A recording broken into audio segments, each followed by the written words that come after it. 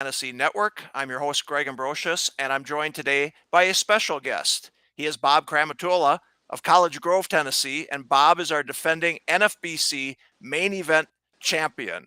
Bob won the title and the $175,000 grand prize last year, and he's back to defend that title in 2023. Bob, welcome to the show. Thanks, Greg.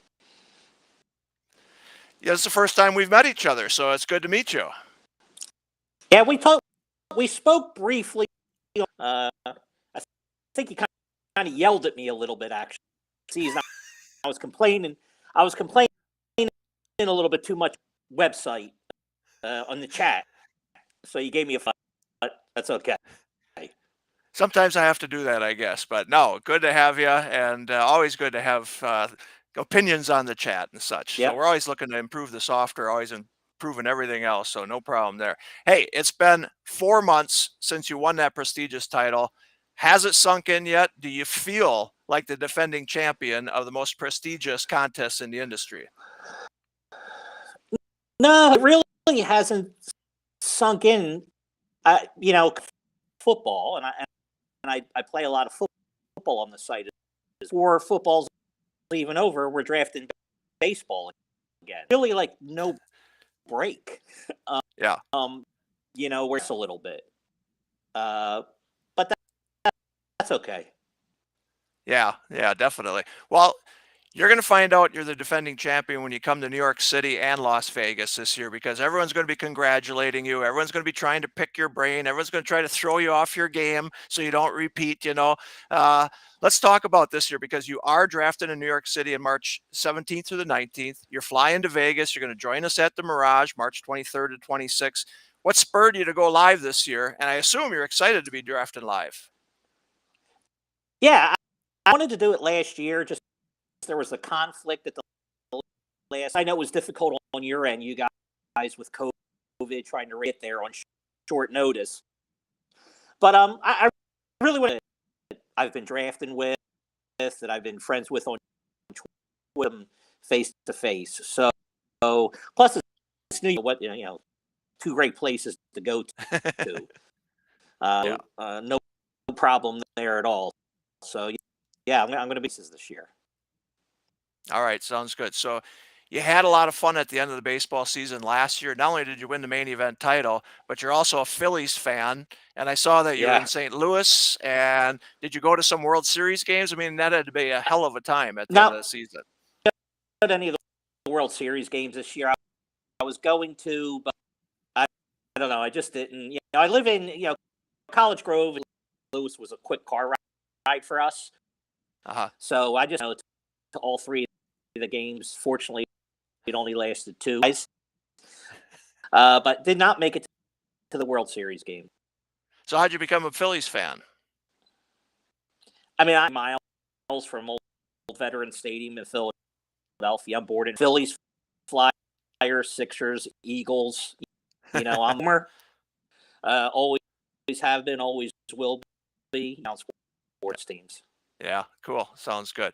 All right, let's talk a little bit about your fantasy sports career, because we'll talk about your title later on, but you first joined our high stakes contest in 2019.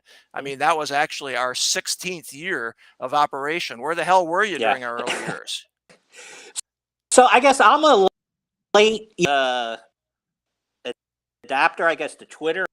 I joined and and I really I'm not as was playing like local with some pay league I did was like CBS Sports. I did that for a long time, and I won every year, and it was, to be honest with you, but not many people do it.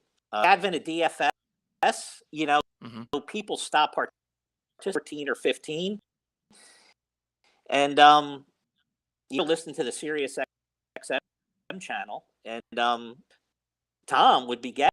I listened to the RotoWire show. Let me check this out. So I went to the website, played a ridiculous amount of football that first year. Ever since, it's the only, it's the only contest I play is. Yeah, cool. Yeah, so you actually joined, I think, basketball first in 2019. You did three RotoWire online championship teams. You did a postseason team, and then, like you say, you dove into football in 2019. So you kind of Yeah. heard about us through SiriusXM, pretty much, then, huh? Yeah, Chris Liss and and Jeff Erickson. I started listening to that, and you Hmm. guys would come on and do a little. Everyone's talking about. Let me sign up for that.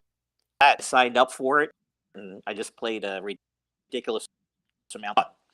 Not Well, it's not ridiculous. profitable, but fun. It's not ridiculous to us. We like it. We'll talk a little bit more about that. Yeah, But so, yeah, how no long have you actually been fish. playing fantasy sports? I mean, when did you start fantasy sports? Probably sometime around 1990. When I was 20 years old in 90. I'm 52 now. I was Yeah. old in 90. I probably started back then, and Sandberg and Cecil Fielder and guys like that were on my team. Back before, you had to handwrite Sunday paper to get the box scores. Yeah. Because that's you did it kind of old school back then. Yeah, definitely. So you're one of the rare people who play all four sports. I mean, you play hockey with us, you play basketball with Yeah. us. Do you have a favorite sport at all, or you just like the action in all of them? Definitely like action. I grew up in Philadelphia, 45. I'm a, I'm a, I'm a gambler by nature. I love the action for sure. Yeah. Growing up, favorite sport. I had a couple conversations with. I was a big hockey fan growing up. I played all, but hockey was probably my favorite to play. But bigger to my heart. I just always, you know, uh, Yeah, definitely. All right, so you play a lot of DFS. You also do prop bets. You're pretty good at both yeah. of them. I see you have win some action on Twitter and stuff like that. What tools have you found that have helped you out? I mean, are there certain sites? I know you said that DFS. There's some sites that have really helped you out. Yeah. I use I'm a site for daily fantasy for season long for DFS. Stochastic is the site. Stochastic, so I go there for a lot of information. Um, probably lifetime. Like win rate, but um, really small stakes. So now I play much larger stakes. I'm a very profitable, low percent. All right. All right. So when you first joined the NFBC, it was 2020. That was our 17th Mhm. season. You were doing a lot of draft champions leagues. You're doing a lot of cut line leagues. And then the pandemic hit. I mean, it was a weird year for you to get started with our baseball. What do you recall about that 2020 baseball season? You did take some sprint online championships and some sprint mains, but that was a tough year to get into our baseball for the first time. You know what it was, but those early days, we were on lockdown a lot. People really were. So I kind of drafted as much as I did because it won. That's my favorite part of all of you know. Draft is by far my favorite part is drafting. Yeah. So not being able to go out that much um, for leagues and drafting, that's what I remember the most. I signed the cut lines and the draft champions were the lower price. Plus cut lines 10 people, so it fills up a lot. Yeah. So I just drafted a lot of them, and too many cut lines. I kind of got crushed. I mean, the format too, but that's kind of what led me to drafting so. Yeah. Hey, Bob, we're having a little bit of trouble with your mic. Why don't you take the headphone? We'll just use your computer one, if that's all right. Go ahead and talk.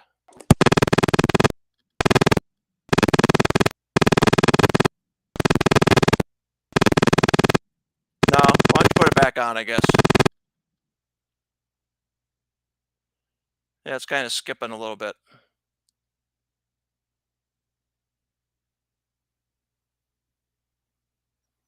Nope, now I can't hear you.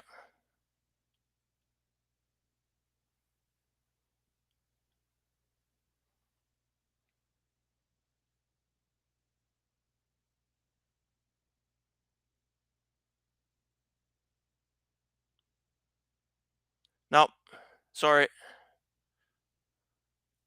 Okay. All right. Maybe we'll have to come back to this.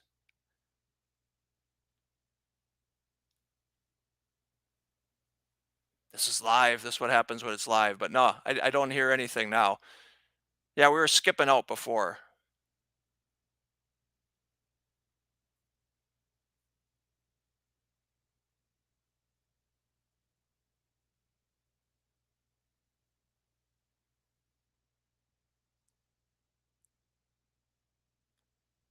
Nope, nothing on the mic. No. All right, maybe we'll log out and try the Hold other on. How computer. about now? Oh, there you go. Now we got you. Okay, hold Okay. on. Let me do this. Hold on. Okay. That's fine. Why don't you just leave it just like that? That sounds good. Perfect. Okay, you hear me good now? Much better. Much better. There Okay. we go. Okay. Good stuff. So let's just talk about 2020 again. We were just asking you. You got into Draft Champions. It was a rough year to join us, but like you said, it was kind of the pandemic, and that's why you kind of dove into a lot of drafts, right? Yeah, yeah. Needed love sports. Needed definitely needed something to tie up most of my days, and those draft rooms were filling pretty well. They were Yeah. filling up pretty quickly. Yeah. So I Definitely. just jumped in a bunch of them. Yeah. You won one Sprint RotoWire Online Championship League title. You won 4 Cutline League titles. Again, that was a tough year to break into our high stakes games. You did finish 53rd overall in the RotoWire Online Championship. That was a Sprint one, and 53rd overall in the Draft Champions. Do you think there's a learning curve to this 15-team format, or was it tough to judge your skills that year because it was such a weird year? I think it's a little bit of a combination of both, but I got to say the competition at NFBC is just, you know, it's just amazing. I mean, when I started playing, I didn't know what half the advanced metrics were in baseball, and you got guys that are comparing what time a guy wakes up in the morning and what time a guy goes to bed at night, and trying to figure how that factors in how well he's going to perform. It's amazing the level of skill and talent, and quite frankly, it's a skill set that I don't possess that a lot of these people possess. So I So kind like of you said, froze. yeah, you said that you were playing on Sportsline an awful lot, but this was a little step up than you say into the NFBC, NFFC Yeah, competition. the talent level is just crazy. Yeah, yeah. So in 2019, you did jump into football first before baseball. You won 5 RotoWire Online Championship League titles. Was football the catalyst to get you into baseball, or once you started basketball, football, you knew you were going to jump into baseball, or was it the catalyst that hey, this is a pretty good site and pretty good Yeah, right. competition? So football got me into it, and the best thing about the site is like people play, nobody quits. Yeah. You sign up on these ESPNs or the Yahoos, and like half the people drop out. The draft rooms, people sign up, but they don't show up, and not on NFBC or NFFC. Everyone's there, they participate, they play. It just makes it a better product than say the free sites or the Mhm. very inexpensive sites that you play for money. So kind of I was like, once I started playing, I was like, okay, well, this is something that's going to last because I play to the end. I don't care if Yeah. I'm in first or last, and I've gotten a little criticism for it. I could be in 15th place and I'll still be making moves in a FAAB. We encourage that. Everybody should. I mean, we've got lifetime standings, and everybody should keep battling right up to the very end for sure. So, like you had said before, you play a lot of volume with us. You play all Mm-hmm. 4 sports, and I mean, since you've joined us, you have over 600 plus teams since 2019. You've won 60 plus league titles during that time. I don't know if you know that or not, but among all 4 sports, you've won over 60 league titles. Now, a lot of these are best ball leagues, but talk about managing and then drafting that many teams. Like you said, drafting's the best part for you, right? Yeah, drafting is definitely my favorite part. Managing them isn't as fun, but I find time for it. I'm an early riser. I get up early in the morning. I'm fortunate that I work for myself. So if I, God forbid, if I'm a little bit behind, I can not go into work that day if I don't want to, or I could shut the door in my office and just go ahead and do whatever I got to do. So I do have that luxury. It's a little bit of a cheat code. So I find the time, and I was just checking out. I just got the email yesterday about the changes you made. Now we can do FAAB on one page. So now Yeah. it's just even easier. I wasn't going to draft as many, but I may draft more now because it's just going to be easier to manage. Trust me, it's going to be a lot more easier. And the suggestions for that draft or that FAAB page came from our customers saying, man, this is great, the improvements, but if you could do it on one page, if I had all my teams right there. So the key is know that player watch list. Put every player that you're looking for that week in the watch list, and they'll all flow into your FAAB team pages. And then right on pending FAAB, you'll do all your work right there. So I hope I'm trying to sell you into more teams, but no, I want you to save more time. That's really what we want you to do. So. Yeah, yeah. And I think I'm getting better too, so it'll be a little bit more enjoyable for me. Like I said, there's definitely a learning curve. I had a discussion with somebody on Twitter, and I won the overall main, but it was like 90% luck. 10% skill, 90% luck. I'm not, it's just I was extremely fortunate, very lucky, but I am getting better. And I hope to do better. Maybe this year I could actually win a main event league since I won the overall title. That's what I was going to say to you. You've got 60 plus league titles, but you're still looking for your first NFBC main event league title. Now that seems odd, right? You won the overall last year, but the person who finished second overall was also in your league, and he won that league title. That was Stephen Weimer. So talk about that. He beat you by half a point in the league, but you won by 88 points in the overall. Talk about that. Yeah, well, So Steve, first of all, Steve is awesome. He's just an incredible, you look at his history, he's just an incredible competition. But we were neck and neck, and I thought I had him going into the last couple days. But the key was he had FAAB money left, and I didn't. I coasted the last like 6 weeks with no FAAB money, and he was making all the right moves as it came down, and he made all the right pickups. Yeah. And he managed his team well, and he saw where I was going to be weak, and he just I'm sure he was competing for the overall because he was close. Scott Jenstead was close, and Ben Tidd was close as well. Yeah. So I have no doubt he was going for the overall. But he got me on the last day, by a point, and just so how it worked out. I was kind of upset. I'll be honest with you. It was kind of kind of like, oh God, great! I'm going to win the overall, but I only win my darn league. That's a bad luck. So, but that's okay with Steve. He's a good guy. If I'm going to lose, I like to at least it was to a guy like him. Yeah, Stephen Weimer finished second overall in the main and sixth overall. So he did very, very well. Like you said, a half a point there. So, hey, when you draft, are you drafting to win your league title or the overall title? I mean, obviously. Yeah, I mean, listen, I always want to win the overall title, but I draft just kind of to draft the best team. Yeah. People have asked me now about what's your strategy. And, you could win with any strategy if you draft the right players. You draft good players. I don't care if you go pitching early, if you go bats early, you win with any strategy as long as you're drafting the right players. But I definitely keep in the back of my mind, what the benchmarks that you need to compete for an overall. Right. That I definitely 100% do.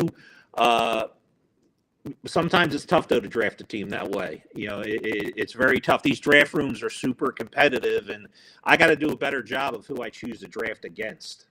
I get too many. I think people know I enjoy drafting a lot, so when it gets close to the draft room filling, someone will shoot me a DM on Twitter and say, "Hey, we got 2 more spots," because they know I'll jump in because I'm kind of a junkie for it. But it's usually with the top competition I'm drafting. Yeah, definitely. Well, let's talk about that March 29th, 7 p.m. Eastern Time main event online league. Like Steve had 135.5 points. You had 135 points. I'm sure that wasn't an easy league still, right? I mean, you guys dominated it, but it still had to be a tough league. 15 teams. Yeah. Listen, any main event is, $17.50 entry fee or $17 entry fee. So people aren't going in those leagues to give away money. So, the people in those leagues are definitely going to be competing hard. And it was a tough league. Steve made it harder, but it was definitely a tough league. Yeah. Okay, let's talk about your FAAB situation on this main event team because you did something unprecedented. I mean, you're out of FAAB money for the last 4 bidding periods. You had only $11 left from August 1st on. I mean, how the hell did you manage to win the overall title with no FAAB money left? I told you, 90% luck. It's not 90%. 90% luck, 10% skill. I had an early lead in pitching. My pitching, I had some good pickups early in the season in pitching. Yep. I got Strider earlier, Kyle Wright early, and plus I drafted Woodruff and Nola and Tristan McKenzie. I got Tyler Anderson FAAB. So I had really good pitching and kind of stayed healthy all year long. And, that just carried me. I was able to hold, like, if it would have went another 3 days, there's no way I was holding on. Yeah. Just no way. I'm glad it ended when it did. Is it a lesson that you learned to hold on to FAAB or not? Because, like you said, you picked up Kyle Wright on April 10th for $122, Spencer Strider on May 8th for $126. You're certainly not regretting any of those. You picked up Edward Cabrera, Tanner Scott, Nick Fortes. So, I mean, you made nice pickups, but did you learn a lesson that, man, I got to keep some money towards the end? Yeah, most definitely. I actually got way better in FAAB this year. The year before, I was horrible. That's why my first year playing baseball was just awful, because I was out of FAAB in most of my leagues halfway through the season. It was just bad. So I made it last a lot longer than I did. Same thing happened to me. I played the 1500 DC. I wound up winning. I was able to hold off John Posma. But I ran out of FAAB. Same thing 4 or 5 weeks ago. I was out of FAAB, but I got lucky. I held them off, and I was able to win. But yeah, definitely I've learned a lesson, and I need to do a lot better with FAAB this year. Yep. Well, that is the learning curve usually for a lot of people that come into NFBC. It's competitive. You're not able to pick up a lot of guys, and on that 15 team, there's not a lot of people in FAAB. So the free agent pool is pretty thin. So you got to do your best. So in this league, you drafted from the 13th spot. You started out with Luis Robert, Brandon Woodruff, and Aaron Nola. Now the big pickup was Julio Rodriguez in the 16th round. 16th round, yeah. Unbelievable. Talk about the start of your draft, and then talk about, did you have any idea that Julio Rodriguez would be the difference maker in 2022? Well, no. I mean, there was still debate if he was even going to start the season with the big club or not. Right. There is but 16th round, that type of talent, how can you not take a shot? But no, I started off, and I went with a speed power guy in Robert. Worked out for half a season at least. It didn't work out for the whole season. And then, I got Nola, I got Woodruff, I got Nola. So I kind of liked my start there with what I had. I had 2 aces that I liked, and I had a speed power bat. I got Will Smith early, I believe, also as a catcher, had a good year, Yep. Hit 24 homers, I think. He was just batting, clean up in that great Dodger lineup. And then I hit on some guys, a little bit later. Tristan McKenzie was well. Dave Robertson was the last pick, was my very last pick in the draft. Mm-hmm. And for 3/4 of the season, he was the closer for the Cubs, got me a lot of saves. Kenley Jansen was my other closer. Yep. So I got very fortunate that, I hated that Robert only gave me half a year, but pretty much everybody else in my top 10 picks remained healthy. Yeah. And I think that was definitely a key as well. And then Dansby Swanson was probably the key. He returned first round value, and I got him later in the draft as well. Yeah, like you said, a lot of these guys stayed healthy. Kenley Jansen in the 5th, Will Smith in the 6th, Kyle Schwarber in the 7th, Alex Bregman in the 8th. I mean, they're all solid. I mean, when you left that draft, nobody really knows. You didn't think it was a winner, did you, or not? No, heck no. No, actually, I thought my very first team I drafted was the best team I had, but then Harper got hurt, and I quickly fell. I quickly just, that team was dead once that happened.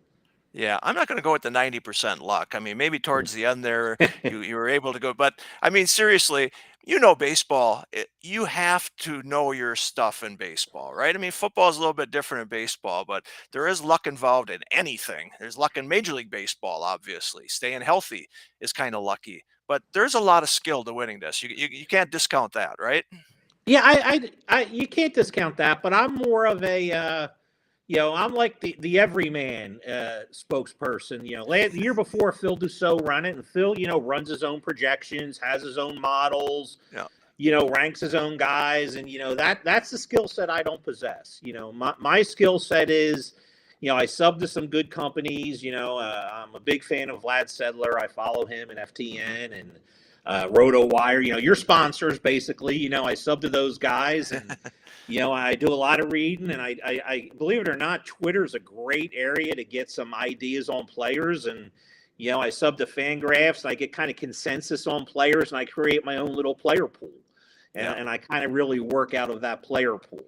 Is what I do, and it's really just trying to stay up with the news. Like I said, I don't have the time, unfortunately, to dive into the and do my own projections and stuff like that, make my own models. Yeah, but look, I mean, I could tell if a guy's a pretty good baseball player. Like, I mean, I don't know. I think Trey Turner's going to be pretty good this year. Yeah. So I think he's worthy of a first round pick. There you go. There you go. But definitely I've had a lot of help. With all the subs I had, and a lot of help. Yeah. So you won 7 RotoWire Online Championship League titles last year. You finished 42nd overall. Now you do know we have a $75,000 cash bonus if you win the main event overall and the RotoWire overall title. Any chance you or anybody else is going to do that soon? I don't know. I mean, that's I think somebody could do it, but that's I mean that's hard. That's going to be a tough one to do because I mean there are 2 different contests is why. You know what I mean? They really are because of the size of the leagues. They're just 2. I mean, it could be done. It definitely could be done. There. You got DeGilds is out there and Phil's out there playing and just so many great competitors. Somebody definitely could do it.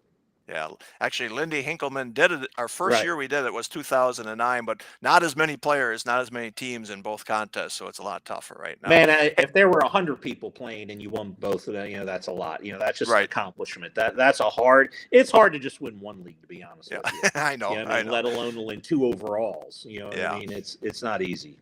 So you draft early and you draft often. What do you learn during the course of drafting from October, let's say, to March? Is there an edge that you get from being on top of everything when you get to the main event drafts?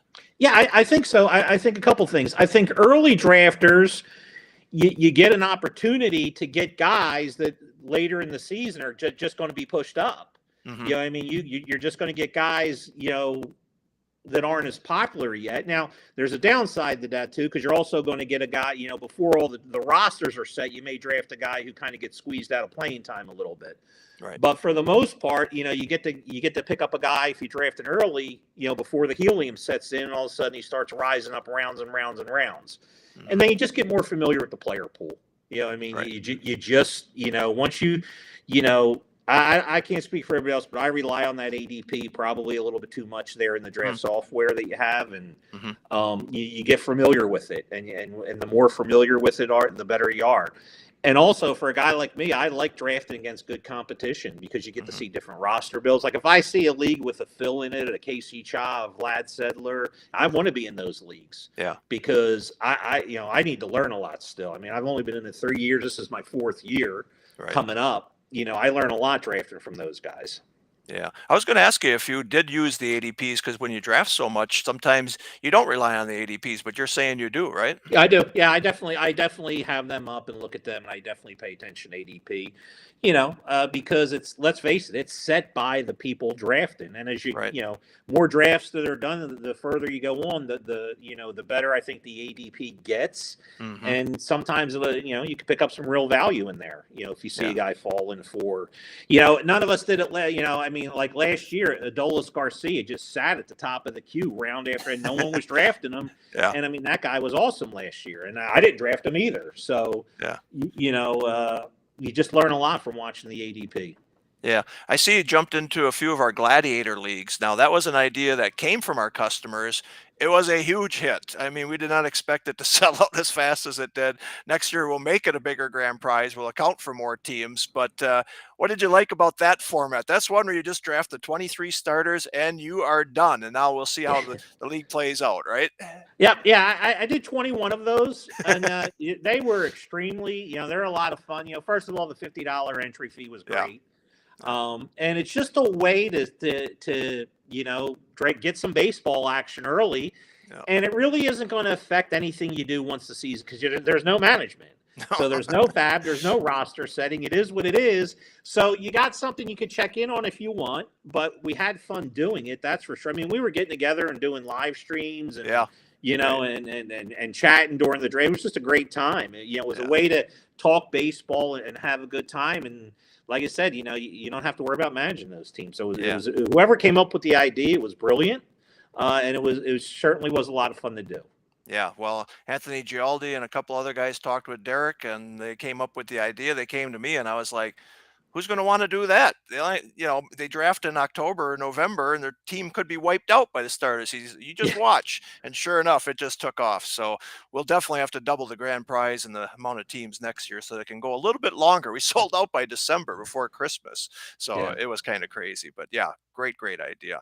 So you do draft a lot of teams. Are you spreading out your player shares, or do you go heavy on players that you like and not really worry that you got a lot of the same guys? Well, I'm going to be a little bit biased, unfortunately, towards Phillies. I'll always have more Phillies probably than I should have, but I definitely pay attention to how much ownership share I got. I try not to, because I know I'm going to be somewhere around 100 leagues total.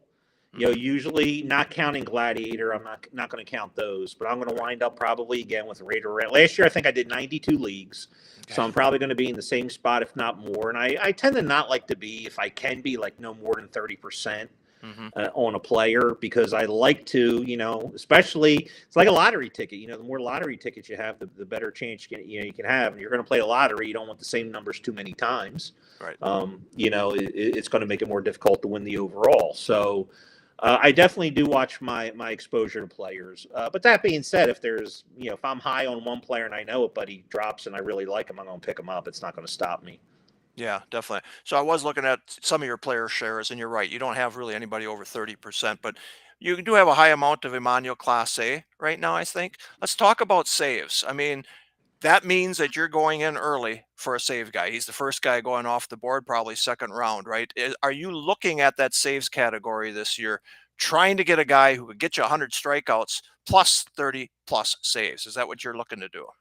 Yeah, I think there's a good 5 or 6 guys that if you can get one of those top guys, then you can kind of not worry about going after saves till maybe later in the draft, which is nice. Whereas if you miss out on them and you skip on them, then you're grabbing, in rounds 8, 9, and 10 where there are some good bats and good starting pitchers. You may be reaching for a closer or two. There's nothing more, and I hate, and I'm guilty of it a lot. I see a closer in like round 9 who's like ADP, 202, but I'm in round 9. I don't have one, and I got to jump to get them. That's the worst feeling in the world. So I'd rather go around early, go get a third guy in the second round or something, or go a little bit early and get a guy who I know is going to be the closer. Yeah. I know is going to get the opportunity. Then wait and get one of the spec guys and just pray that they work out. It is a frustrating position, no doubt about it. It's a frustrating category as well. It's only one of 10 categories, but it is very, very frustrating, even in mixed leagues, because half the closers will lose their jobs before the end of the year, right? That's why I said there's 5, 6 guys, I think I feel pretty good about, and I really want one of those guys in the first 5 rounds, because that's where they go. Yeah. And I really want Classy's I like him the best, but Diaz is another one, and we feel sure about Hader, Romano. So we feel good about those guys, and you just want Hendricks until he unfortunately got diagnosed his health issues. But if I can, I want a guy that's going to definitely be has the job for sure. Yeah, I was looking at a couple other player shares, and you had Real Muto and Adley Rushman, pretty good. I want to talk about catchers because that's a tough position as well. Some people just don't want any part of that. You feel like you would like to get one good one there so you can at least not lose batting average and crap like that, right? Yeah, I hate bad catchers. Sometimes if I get 2, I've only done, it's different. Like in FAAB leagues, I've only done 2 OCs. So, you're going to be able to, there's always a guy or two that makes it to the wire or gets more playing time you can do. But in like draft champions, I prefer to get 2 catchers that are pretty good if I can. Yeah. And a lot of people just want one, and then they'll get a guy later. But I don't know if you can get a guy is going to get at bats and he's going to hit, in the top 5 in the order. That's a good value, I think. Yeah. Yeah, and it's tough at that catcher position. All right. Yeah. So we have a lot of MLB rules changes this year that could affect hitters. We obviously have the ban on the shift that could help some left-handed hitters. We've got the bigger bases and the limited amount of throws to first base, which could help some base stealers. Are you taking any of that into consideration with your drafts, and anybody we should know about? Like an Anthony Rizzo maybe could be helped by not having the shift there. Probably not as much as I should. It's just hard to predict, because I'm sure now pitchers are going to pitch guys differently when there's no shift than they did before. Yeah. So who knows, what's that effect going to be? You just don't know, Yeah. I think the stolen bases are going to be interesting to follow, more than anything. But I think that the shift's going to have an effect. But it's hard to really account for that. Good players are good players and good hitters are good hitters. Yeah, Rizzo could do more, but he also could strike out a lot more. And he's a low batting average kind of guy. So who knows? Yeah, no doubt. I think stolen bases will be up this year. I think people don't realize throwing over to first, I think it's only 2 times, Yeah. is going to keep, give the base stealers, the good base stealers especially, a better jump. And then that extra whatever inches it is on the bag could help out at second base too. But we'll find out. So, all right. So in the 15-team format, here's the question everybody wants to ask you since you won the overall. What's the winning formula? I mean, for a newbie, what do they do? Do they try to do that 80% in every category? What is the formula for winning? I mean, if it's a FAAB league, first of all, you're never going to get there in all categories. Mm-hmm. So if you think you can come out of a draft and be there in all, you're always going to be light somewhere.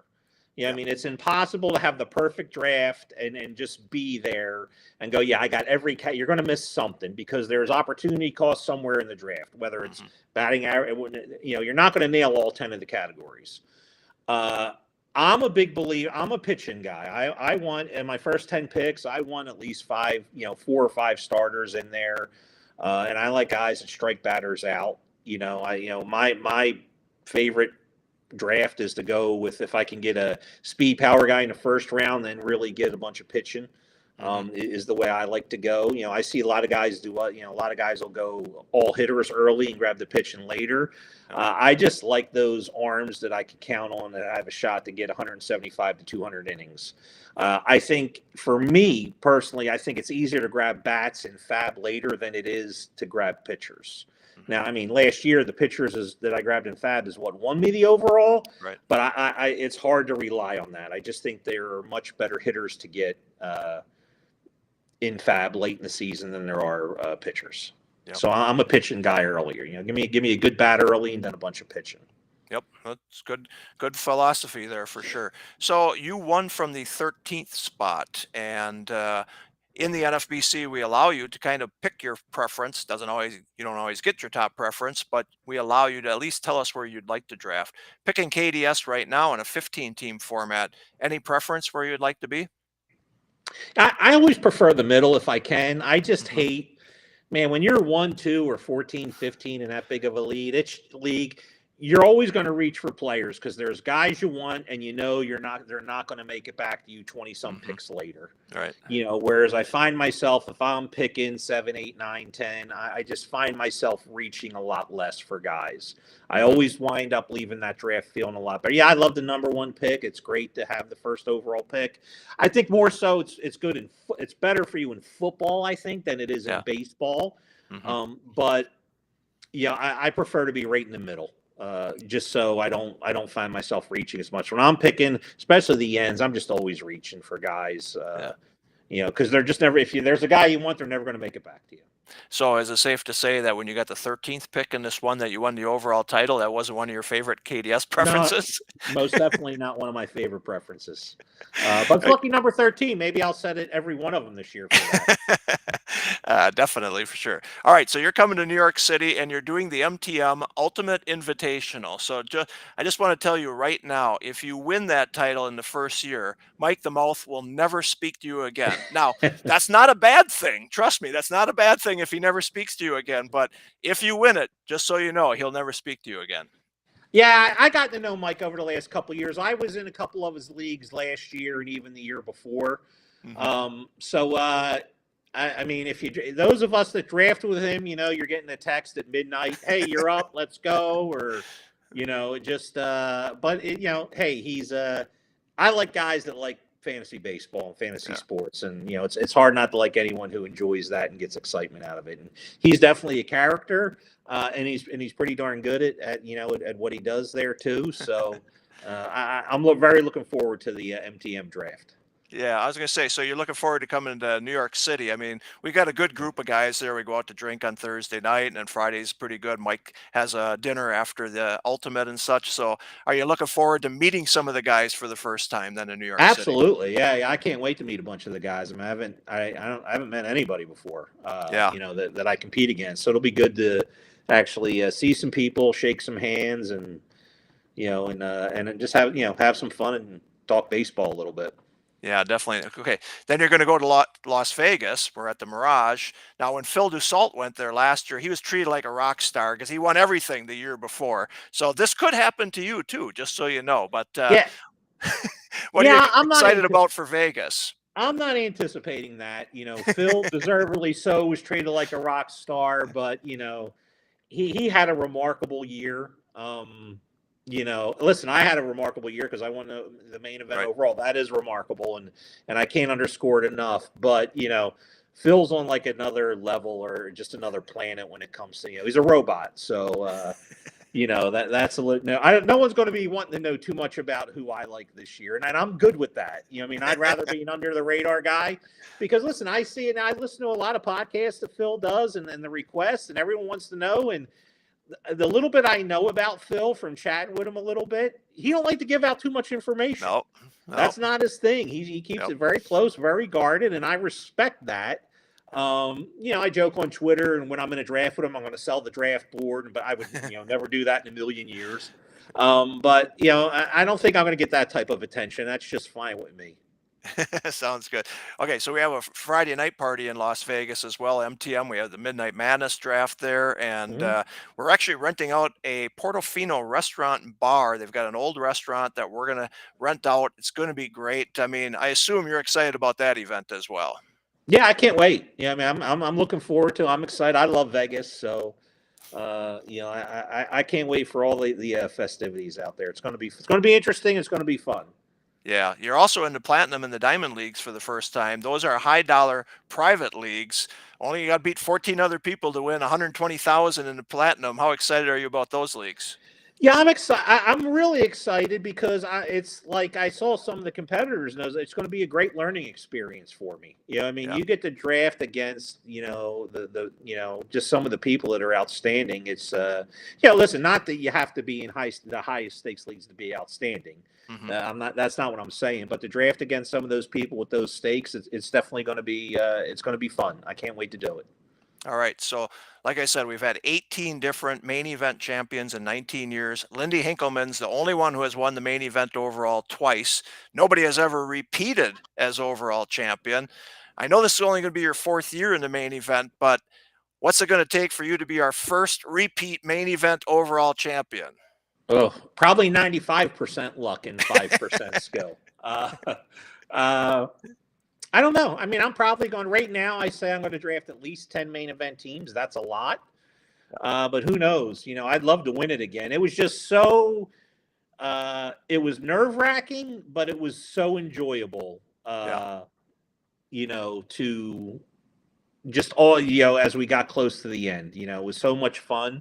So, I mean, I'm going to give it my best, obviously, and we'll see what happens. Yeah, you're going to love the competition. You're going to love the camaraderie. I guarantee you're going to love the camaraderie. For us, doing this 20 years is our 20th anniversary of the NFBC live events in Las Vegas. Yeah. It's like a family reunion. Seriously, people get together. How's your kids doing and stuff? I mean, it's fabulous. Kenny Magner, the first year he came, his boy was 9 years old. My daughter was 9 years old. They're both now 28 years old, and married and all that kind of stuff. It's just, it's so much fun. I mean, it's going to be an experience that you're really going to love. And, we look forward to meeting you, Bob, in New York City and Las Vegas. Congrats on the title last year. Now everybody's forgetting about it. Let's win this year, right? Yep, absolutely. That's last year's is gone. Yeah. But no, congratulations again. And thanks for joining me tonight. And all the luck, all the best of luck this year. All right. I appreciate it. Thanks for having me. All right. Thank you. And thanks everyone for tuning on in. And that is Bob Cramutola. You're going to see him in New York City and Las Vegas for our 20th anniversary of the NFBC main event and all of our contests. Go to playnfbc.com. We got drafts going on right now, in fact. So thanks a lot, Bob. And thank you, everybody.